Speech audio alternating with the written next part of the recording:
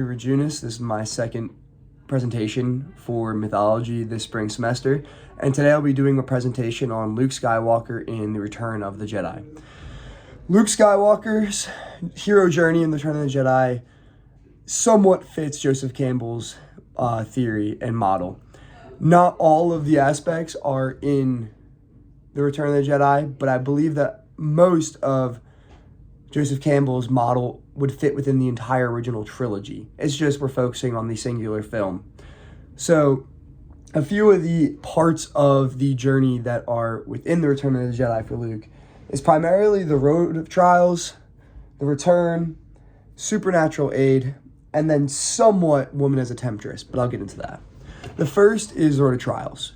Luke in Return of the Jedi saves Han Solo from Jabba the Hutt and gets all of his friends to safety.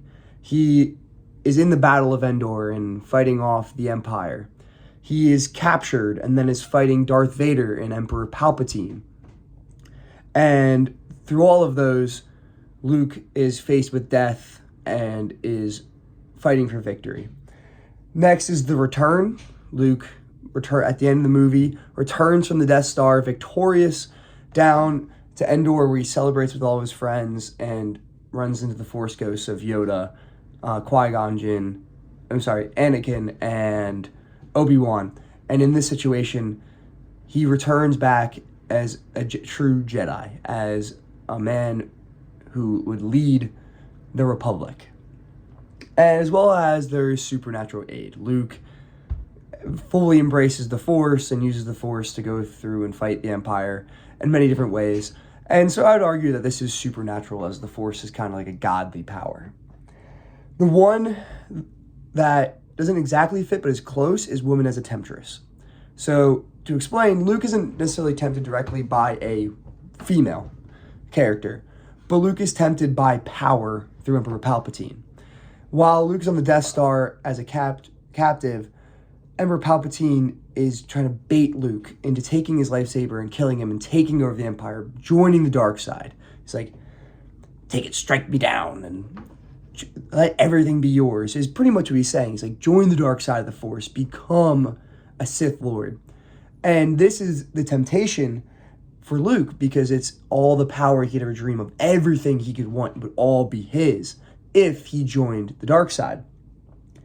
But it wasn't necessarily a woman, but it was the dark side. And I would say that that is a fairly similar part of his journey that a female temptress would have in many other mythological stories. And so Joseph Campbell's model doesn't necessarily fit perfectly. Luke's story in The Return of the Jedi is a small chunk of the greater story. So that last third of the movie is now representative of Luke's, not his entire journey. So that's a very important aspect where it might not fit perfectly there, but I would say over all three movies in the trilogy, it would fit fairly well. And Luke is a character that does resemble a model traditional hero. He is a character that goes on through and meets many of these requirements throughout the story, but again, in Return of the Jedi, he does not. So Joseph Campbell's theory, it's great, don't get me wrong. It's a very good lens to view many myths through, and it's easy to organize, but it's not perfect, and it doesn't necessarily, it's sometimes obtuse, because there's so many steps. And in this case, there is too many steps for Luke's journey in this one movie.